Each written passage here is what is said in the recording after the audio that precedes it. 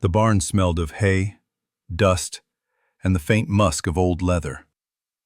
For years it had been a place of ordinary silence, a shelter for his horses, a refuge from the biting desert wind. That morning, however, something felt wrong.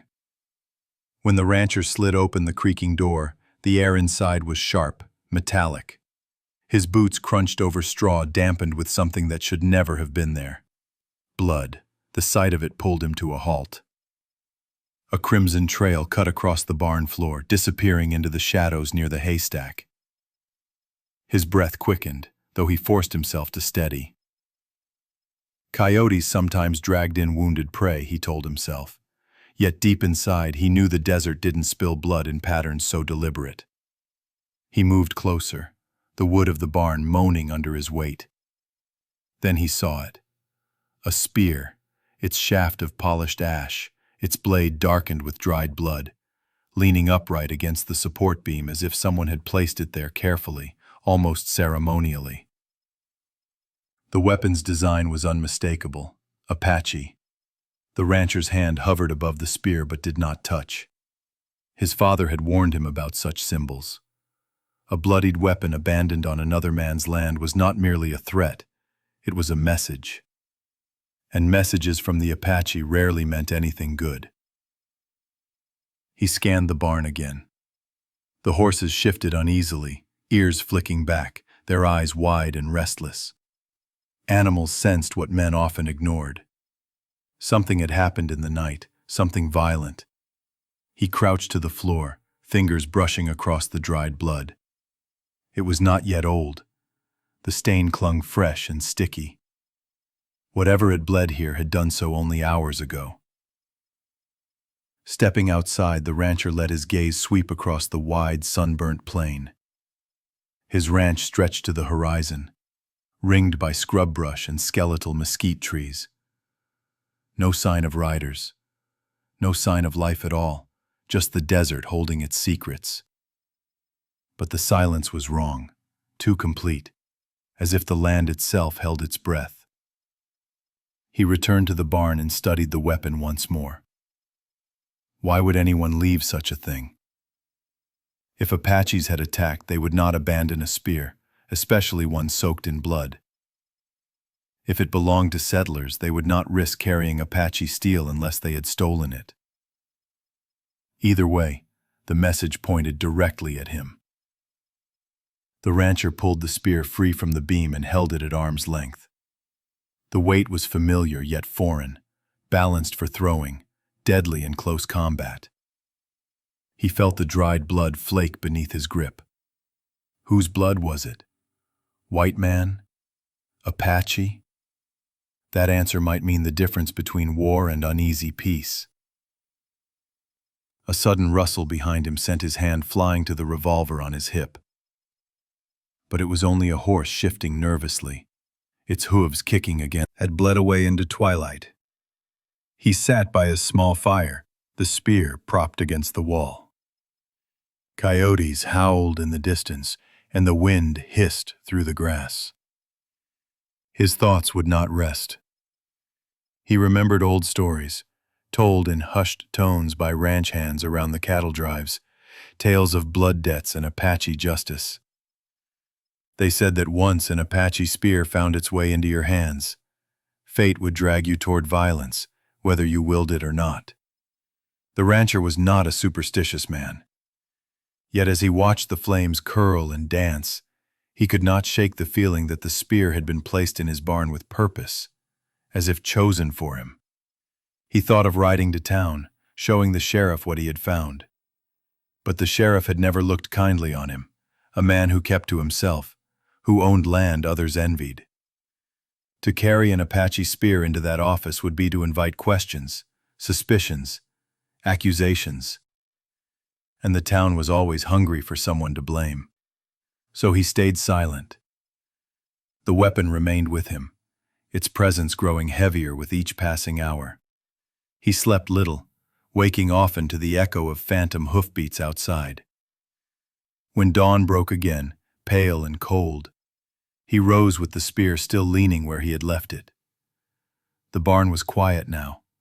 the horses calmer, but the blood on the floor had darkened to black.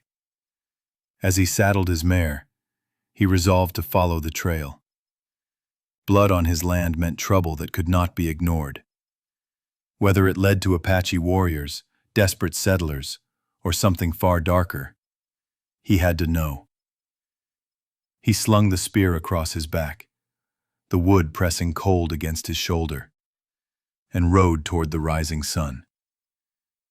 The desert yawned wide before him, endless and indifferent. Yet the rancher knew his life had already shifted. A man who finds a bloodied Apache spear in his barn does not return to the simple silence of yesterday. He had crossed a line he did not yet understand, and somewhere out in the wasteland, destiny waited for him with sharpened teeth. The trail began faintly, almost invisible, a smudge of dark soil where the desert floor should have been clean.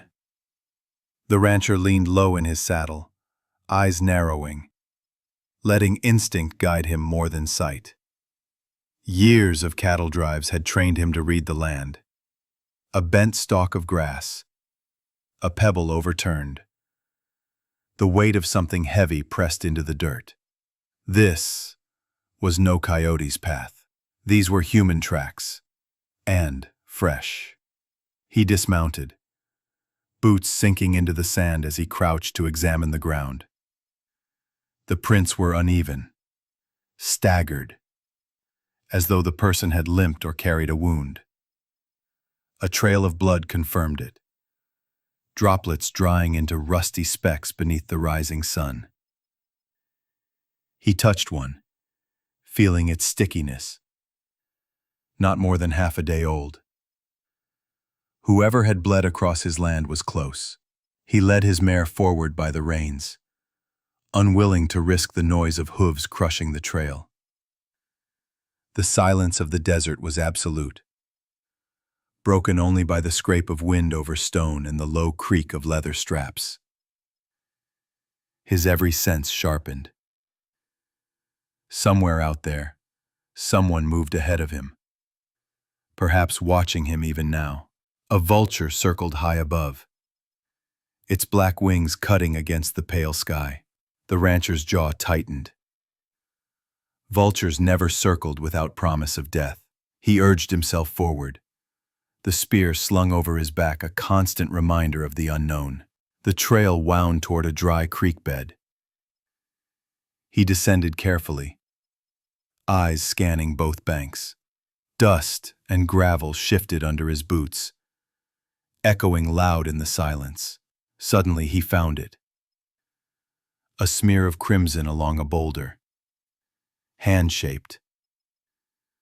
Someone had stumbled here, braced against the rock, and kept moving. He followed. The tracks grew more erratic. Twice he thought he heard movement ahead. A faint shuffle, the whisper of cloth. Each time he froze, hand hovering near his revolver, only to be met with silence once more. The desert played tricks, turning wind into voices and shadows into ghosts. By midday, the sun blazed mercilessly overhead. Sweat slicked his brow, trickled down his neck. The mare snorted behind him, restless and thirsty. Still, he pressed on, driven by something deeper than curiosity. A bloodied spear left in his barn was not a warning to ignore. It was a challenge, one he could not walk away from. Then he saw them. Boot prints overlapping the limping tracks. Larger, heavier, belonging to more than one man. He crouched low, heart pounding. Smallest sound. His boots crunched loudly, too loudly, and he realized too late that the canyon was a perfect place for an ambush. The mare balked at the entrance, ears pinned back, nostrils flaring. She knew better. The rancher stroked her neck, whispered softly, then tied her to a mesquite at the canyon mouth.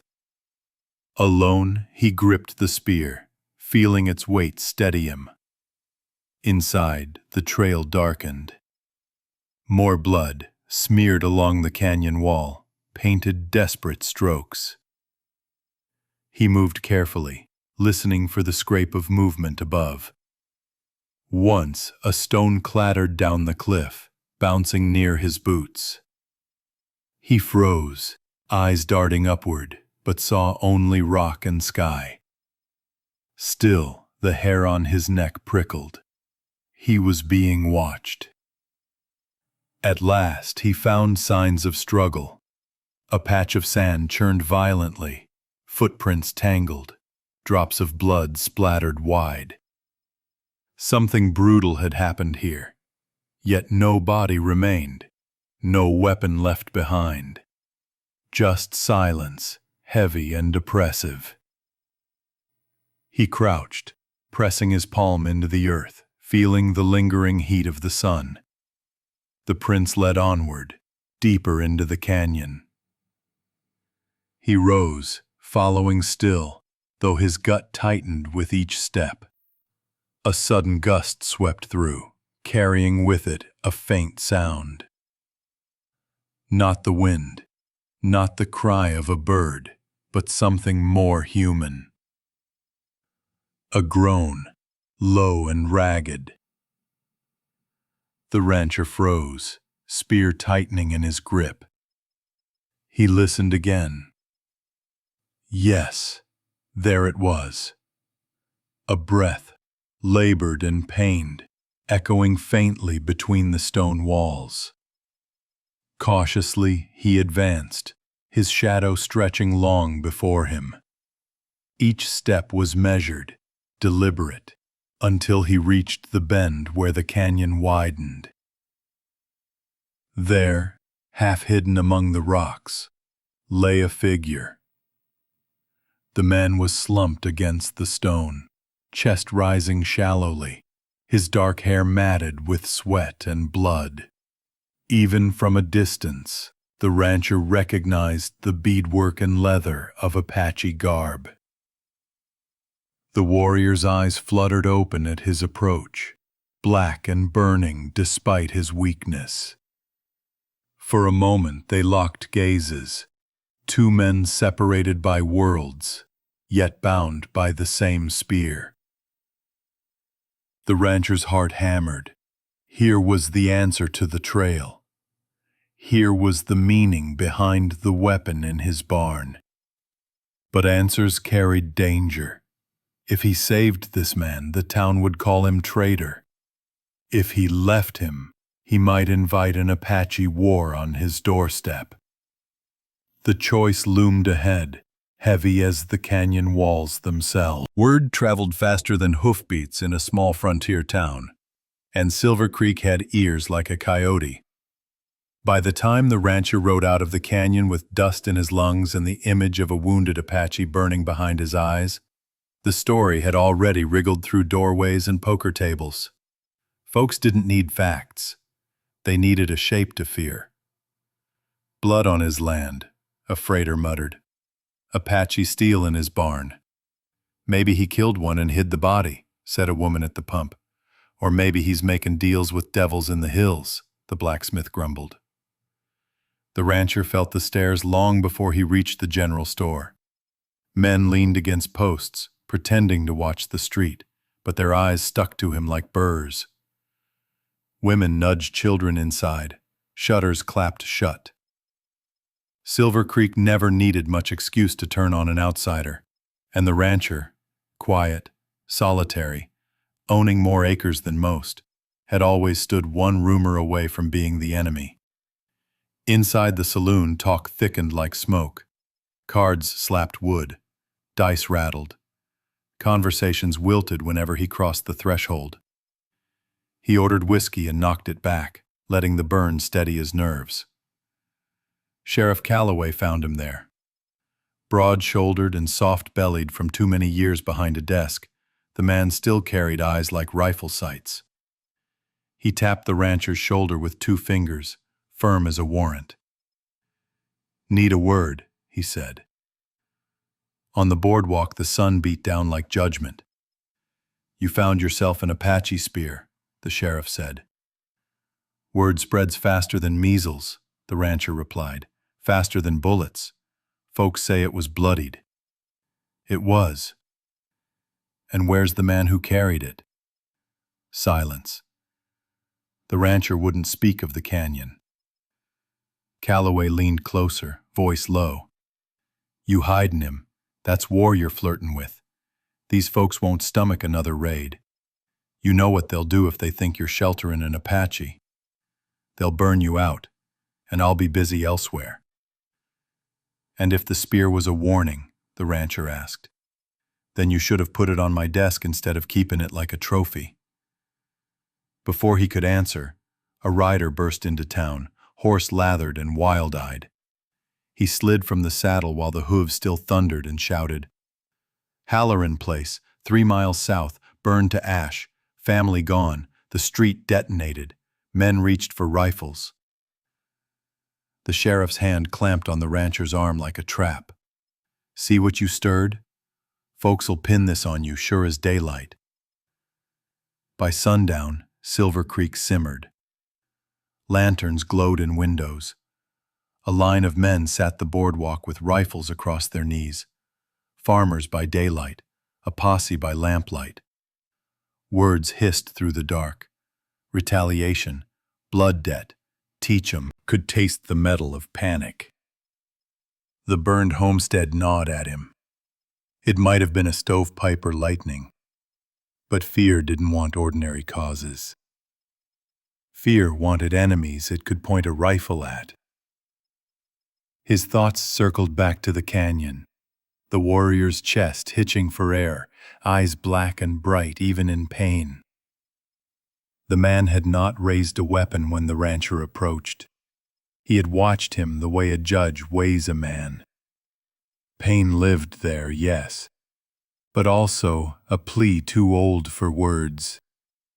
He turned from the clamor and rode into darkness.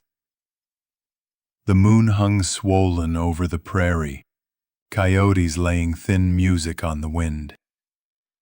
If he delivered the Apache to town, maybe Silver Creek would cool. But peace won by betrayal never lasted, and the price of it marked a man's face where he had to see it every morning. At his ranch he found fresh signs, boot prints circling the barn, hay trampled, the door hanging careless on its hinges. Someone had come looking for the spear. Maybe they wanted proof.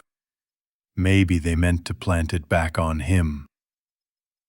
He stood in the doorway, fists flexing, listening to the pasture breathe.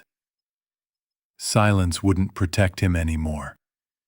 Both sides, the settlers and the Apache, would demand answers, and he was the last man in the territory anybody would believe. Far off, thunder rolled. He scanned the sky. No storm clouds. The sound came steady, patient, relentless. Drums. The kind that summon reckonings older than deeds and fences. At the burned farm, a child's rag doll lay face down in ash, and somebody told somebody who told everybody that the doll had beads like those on Apache garments. It might have been true.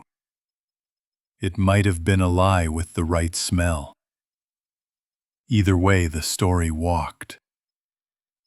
The rancher tightened his cinch and looked east, where the land rose in low red backs toward the canyon. If the warrior died on his land, there would be war. If he handed the man over, there would be another kind of war. The kind a man fought with his own sleep. The desert offered no maps for that country. He swung into the saddle. The mare flicked an ear, feeling his resolve like the shift of weather. He turned her toward the dark seam where earth met sky. War was whispering. The desert was listening, and the night, wide as judgment, held its breath to hear which name he would speak when the time came. The canyon had revealed more than a trail. It had revealed a choice. And choices, the rancher knew, had a way of reshaping lives like rivers cut through stone. That evening, while Silver Creek armed itself with whispers and rifles, the rancher rode back toward the narrow canyon. The sky burned orange, fading into indigo, and the desert seemed to hold its breath. His mare moved reluctantly, as if sensing the weight of what awaited. The Apache warrior was still there. The man's breaths rattled like wind through dry leaves, shallow and uneven. He had not moved far from the rock where the rancher had found him, but someone had been there in the meantime.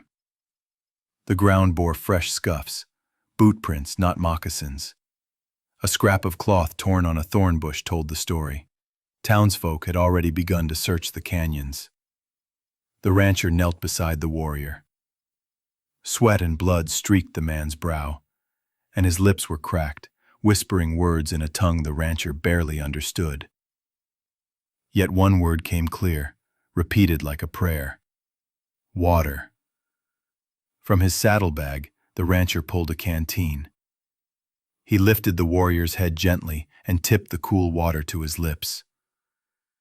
The Apache drank greedily, then coughed, droplets trailing down his chin.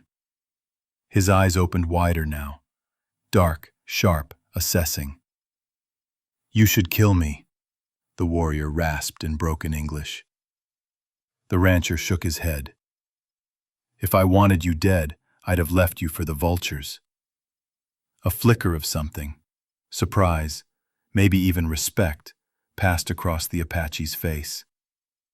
His hand drifted toward his chest, where beneath his torn shirt, a pouch of beads and feathers hung. He pressed it weakly, murmuring words that seemed like a blessing or a farewell. The rancher looked over his shoulder, unease prickling. Every shadow seemed ready to birth pursuers. The town believed war had already begun. Finding him with a wounded Apache would only ignite the flames higher. "Can you walk?" the rancher asked. The warrior tried, bracing against the stone, but his leg gave out beneath him. He fell back with a groan, face pale with pain. The rancher cursed under his breath. He could ride away, leave the man to his fate, and still claim ignorance. Yet the image of townsfolk circling his ranch, rifles ready, flashed in his mind.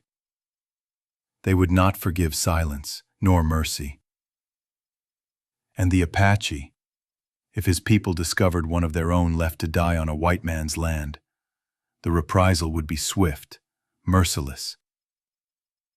Against all sense, the rancher lifted the warrior onto his mare. The animal shifted beneath the added weight, but held steady. The Apache slumped forward, gripping the horn weakly. "I know a place," the rancher him on old straw. He lit a small fire, careful to shield the glow from the open desert. As flames licked upward, the warrior's eyes glimmered in their light. "You. Why?" the Apache asked, voice raw. "Because a man bleeding in the dust deserves more than silence. Because I've seen enough death." "Name?" the rancher asked at last, more to keep him awake than from nosiness. "Nietzsche," the warrior said, the syllables shaped carefully. Then he tapped the pouch at his chest. "Family." The rancher nodded. "My name's Jonah." He rarely gave it. Nietzsche studied him. "Your people. They come." He mimed a ring closing, then pointed east, where the drums would be if the wind brought the sound. "Both sides are comin'," Jonah said. "And both think they're right." Nietzsche's gaze slid to the spear propped by the wall. "That one, my brother's." He halted, choosing words. taken from us by men with hats. He tilted his chin to show brimlines, the rancher's kind. We follow to take back. They set fire. We fight. I fall. He touched the bandage. I crawl. Jonah's jaw tightened. The burned homestead, the doll in the ash. Stories carried matches. Jonah fed the fire and listened to the desert breathe. You should go, Nietzsche said after a while. Leave me. If I die here, you live. Jonah shook his head. If you die here, nobody lives easy. Through the long hours, Jonah kept watch. When Nietzsche slept, Jonah traced maps in ash with a stick. Paths that might slip a wounded man past a posse, routes that might carry a truth through a town already committed to a lie. Each line the stick drew turned into another decision he wasn't sure he had the right to make. At dawn, he stepped outside. The horizon burned crimson. From far away came the sound again. Drums. The beat rolled across the land, steady. Jonah clenched his jaw. The town hunted for enemies. The Apache gathered for theirs. And here he stood, sheltering a man who tied him to both sides of a war he never asked for. Inside the shack, Nietzsche stirred. He whispered something Jonah didn't understand, and then, clearer. You carry choice. He tapped Jonah's chest. Here. Jonah laid a palm over the place, feeling the drum of his own heart. The world was shifting, and from here on, dawn split the desert in half, the horizon burning with streaks of crimson and gold. The rancher stood at the doorway of the lined shack, hand resting on the Apache spear propped beside him. Behind him, the wounded warrior stirred on the straw, whispering in his native tongue, the words too soft for the rancher to understand, but heavy with meaning all the same. From the east came the sound again. Steady. Rhythmic. Like the heartbeat of the land itself. War drums. They rolled across the plains, echoing against the canyon walls, louder with every breath. And from the west, faint but undeniable, rose the thunder of hooves. The settlers were coming, rifles slung and fear twisted into fury. The rancher knew the choice could no longer be delayed. If he delivered the warrior to Silver Creek, perhaps the town would spare him. But they would not forgive compassion. Not now. Not with ash still drifting over the Halloran place. Inside, the warrior opened his eyes. Though weak, they held fire. They come, he rasped. The rancher nodded. Both sides. Give me spear, the warrior said. His hands shook, but his grip, once he held it, was sure. He lifted the weapon and rested its point on the packed earth. The hoofbeats swelled, joined by shouts. The drums pounded closer from the opposite ridge, vibrating through the ground. The air itself felt charged, as if the desert waited for a single spark. The rancher stepped into the dawn, revolver heavy at his side. On the rise beyond the shack, settlers appeared. Men from Silver Creek, faces hard, rifles catching the light. Sheriff Calloway rode at their head, jaw set like a vice. They saw the shack, saw the rancher. Traitor, Apache lover. Behind the rancher, the wounded man dragged himself to the doorway, leaning on the spear. Breath ragged, yet posture proud. From the canyon's edge, Apache warriors, painted for battle, eyes fierce beneath their feathers, advanced with the drums. One lifted a hand, not in threat but in signal, and the drums ceased. "Jonah," the sheriff called across the distance. "Step aside." The rancher cupped his hands to shout back. "Nobody shoots. We talk." His voice carried flat in the morning cold. Talk ended when the Halloran place burned. "You don't know." Neighbors against the accusation. The blacksmith spat and said something the rancher couldn't hear. From the canyon, one of the Apache stepped forward, palms empty. He spoke in measured English. "We take back what is ours. We did not burn family house. We lose a man, too." He pointed toward the shack and the wounded figure at the door. "We came for him and the spear." A meadowlark landed on a fence post and dared a single note. Then a rifle cracked, too quick, too far left for the sheriff's command. A hot hiss skimmed the rancher's ear and spat dust at his boots. The lark jerked into the sky. "Hold!" Calloway roared, ripping the offending rifle from a farmer's hands. "You'll get folks killed." The damage was done. The rancher felt the tension draw tight as a rope around a neck. He stepped forward, into the raw space between rifles and spears, hands out, body the only barrier left. He felt mortal and certain. "No more ghosts," he said, voice low but fierce. "No more stories doing the shooting. You want justice? Ride with me after sunup.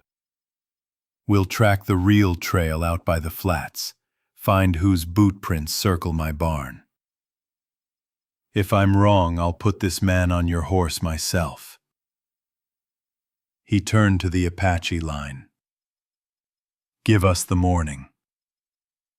If we find the truth in those tracks, you take your brother's spear and your wounded and ride." The sheriff studied him a long moment, the way a man measures a plank before stepping out over a flood.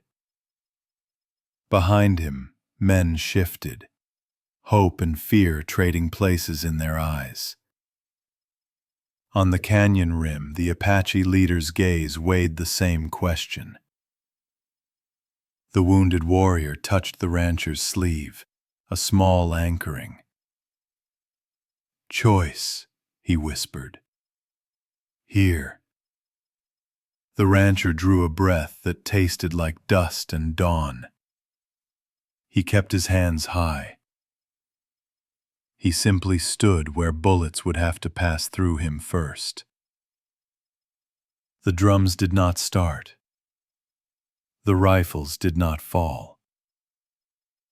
For a long, burning instant, the desert held the two storms apart, with a single man standing at first light, while both sides counted the seconds to decide what kind of men they were going to be.